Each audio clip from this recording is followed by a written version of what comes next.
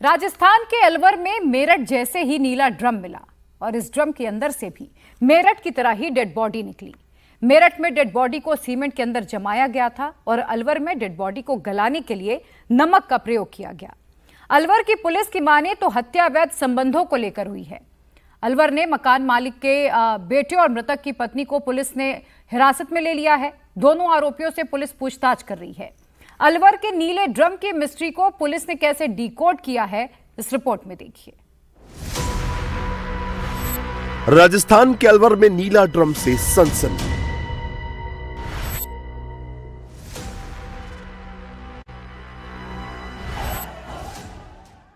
मेरठ में फौजी से मारपीट पर बड़ा बवाल।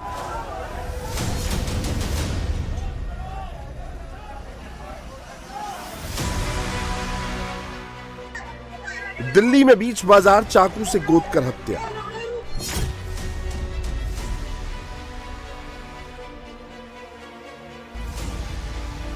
बुलंदशहर में धारदार तलवार पर छिड़ा संग्राम। और पटना में मोस्ट वांटेड का हाफ एनकाउंटर।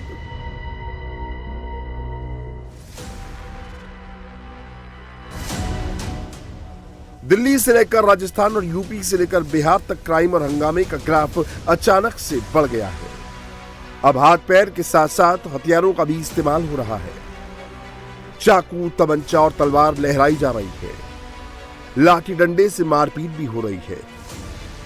घर में घुसकर गोलियां भी दागी जा रही हैं और सड़क पर चाकू से गोदकर मर्डर भी किया जा रहा है। भोपाल में तो गोमांस को लेकर नया बवाल खड़ा हो गया, लेकिन सबसे ज्यादा दहशत नीले ड्रम को लेकर बढ़ी हुई है।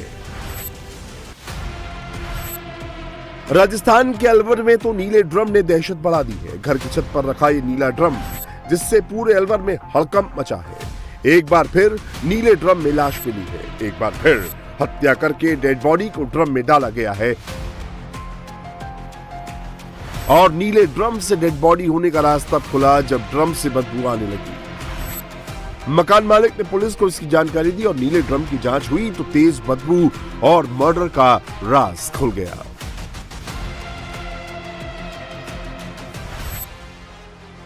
नीले ड्रम से जो डेड बॉडी मिली है उसकी गला रेत कर हत्या की गई है। बॉडी को ठिकाने लगाने के लिए नीले ड्रम में डाला गया था। मेरठ में मुस्कान ने पति की डेड बॉडी को सीमेंट से जमा दिया था। अलवर में डेड बॉडी को गलाने के लिए नमक डाला गया था। इसमें हंसराम जो है शाहजहांपुर के नवादिया जिले का, जो कि रहने वाला है, यहाँ पर 1.5 महीने पहले यहाँ पर आया, ईंट भट्टे पे काम कर रहा था और उसके बाद उसकी मित्रता इस मकान मालिक से हुई, जो कि यहाँ पर मुनीम के तौर पर काम करते थे। वहीं से दोस्ती बनी। चूँकि इस समय बारिश का मौसम है, इस वजह से ईंट भट्टा जो है वो पूरी तरीके से बंद रहता है और इसी वजह से जो हंसराम है वो अमूमन घर पर ही रहता था। और उसके बाद बताया जाता है कि जो मकान मालिक है यानी जितेंद्र शर्मा, जिसका घर है, उसके बेटे से भी इसकी दोस्ती थी और उसका आना जाना यहाँ पर लगा रहता था। क्योंकि ये छत पर एक छोटा सा कमरा बना हुआ है, नीचे मकान मालिक का पूरा परिवार रहता है, जो कि ईंट भट्टे पे मुनीम के तौर पर काम करते हैं। वहीं से ये सारा दोस्ती शुरू हुई। ईंट भट्टे पे कामकाज हंसराम करने लगा और 1.5 महीने पहले से ही यहाँ पर इस घर में शिफ्ट हुआ था। लेकिन 1.5 महीने के अंदर पूरी तस्वीर बदल गई। हंसराम का शव नीले ड्रम के अंदर मिला और बताया गया कि उसका गला धारदार हथियार से काटा गया है। नीले ड्रम से जिस युवक की डेड बॉडी मिली है उसका नाम हंसराम है। हंसराम यूपी के शाहजहांपुर का रहने वाला है। जिस छत पर नीले ड्रम से उसकी डेड बॉडी रिकवर हुई है, उसी छत पर बने कमरे में वो अपने परिवार के साथ किराए पर रहता था। 1.5 महीने पहले ही वो इस मकान में शिफ्ट हुआ था और ईंट भट्टे पर मजदूरी का काम करता था। हंसराम इस घर में अपनी पत्नी और 3 बच्चों के साथ रहता था। और अब अलवर पुलिस ने इस नीले ड्रम की मिस्ट्री को डिकोड कर लिया है। पुलिस ने हंसराम की पत्नी और मकान मालिक के बेटे जितेंद्र को हिरासत में ले लिया है। धारदार हथियार से काटा था या पोस्टमार्टम हो चुका है? कुछ पता लगा है कैसे मर्डर किया? पोस्टमार्टम नहीं हुआ है, उसके वारिसान को बुलाया गया, बोर्ड से पोस्टमार्टम करवाएंगे। उसमें फंसाई क्या है? ये प्रेम प्रसंग का मामला लग रहा है। अभी कुछ भी नहीं बता पाऊंगा, पूरा इन्वेस्टिगेशन होने के बाद में खुलासा करें। मृतक हंसराम की पत्नी और जितेंद्र शनिवार से ही फरार बताए जा रहे हैं। शुरुआती जांच में केस अवैध संबंध के चक्कर में हुई हत्या बताई जा रही है और अब पुलिस हंसराम की पत्नी और जितेंद्र से पूछताछ कर रही है।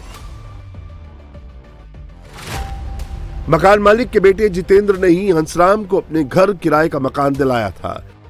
हंसराम नशे का आदी था और अक्सर जितेंद्र के साथ बैठकर नशा करता था। जांच में पता चला कि हंसराज की पत्नी का जितेंद्र से पुराना संपर्क था। पुलिस ने इलाके में नीले ड्रम बेचने वाले दुकानदारों से भी संपर्क किया है। जिस ड्रम में हंसराम की डेड बॉडी मिली है वो ड्रम एकदम नया लग रहा है। ऐसा लग रहा है कि जैसे डेड बॉडी को ठिकाने लगाने के लिए ही ड्रम खरीदा गया है।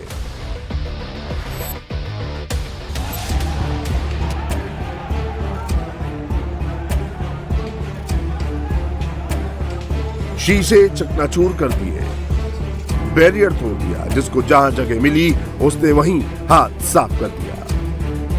पुलिस लोगों को शांत करने की कोशिश कर रही है लेकिन लोगों का गुस्सा बढ़ता ही जा रहा है।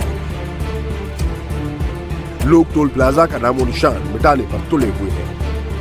ये टोल प्लाजा है और भूनी टोल प्लाजा को जो है बुरी तरीके से तोड़ा गया है। यहाँ पर आप देखें डिस्प्ले वगैरह सब टूटी हुई है। ये शीशे यहाँ पर टूटे हुए हैं, कांच के टुकड़े यहाँ बिखरे हुए हैं।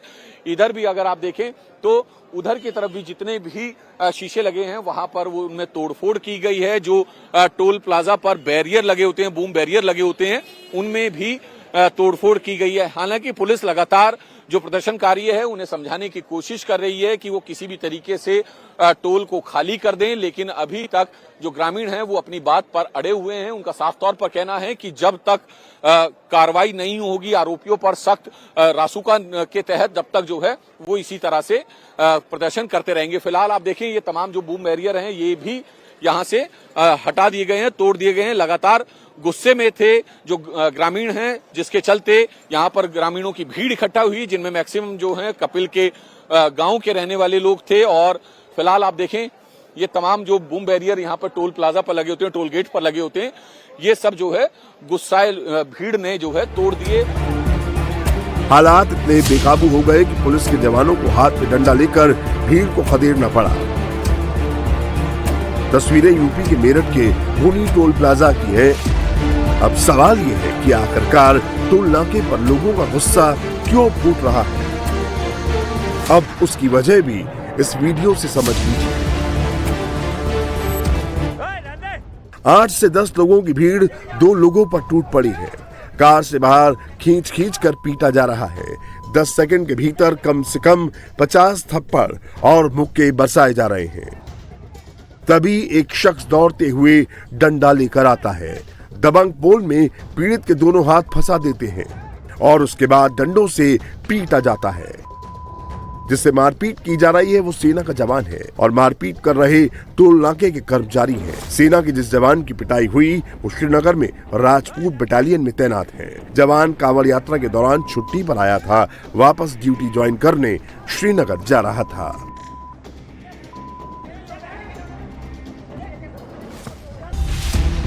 जवान की दिल्ली से सुबह 5 बजे की फ्लाइट थी। रात करीब 8 बजे वो अपनी कार से अपने भाई के साथ घर से निकला था।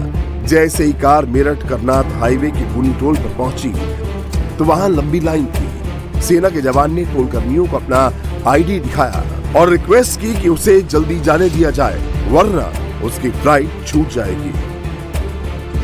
टोल कर्मियों ने पहले बहस की और फिर मारपीट शुरू कर दी।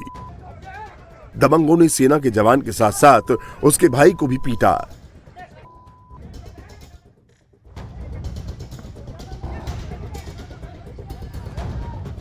जवान के साथ मारपीट की जानकारी जैसे ही लोगों को मिली, हिंदू संगठन के कार्यकर्ताओं ने टोल नाके पर पहुंचकर मारपीट का विरोध जताया।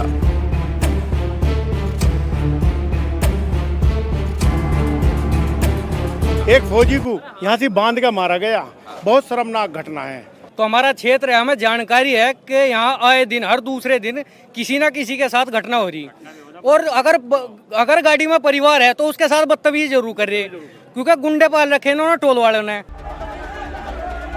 सेना के जवान की पिटाई को लेकर पुलिस भी एक्टिव है। पुलिस अब तक इस केस में 6 आरोपियों को गिरफ्तार कर चुकी है और बाकियों की गिरफ्तारी के लिए 2 टीमें बनाई गई। पुलिस ने मामले की गंभीरता को देखते हुए तत्काल वादी पक्ष का मुकदमा दर्ज करवाया, उनका मेडिकल करवाया, गंभीर धाराओं में मुकदमा दर्ज हुआ है और साथ ही में इसमें तत्परता पूर्वक कार्यवाही करते हुए वीडियो के आधार पर 6 लोगों की शिनाख्त कर गिरफ्तारी की जा चुकी है।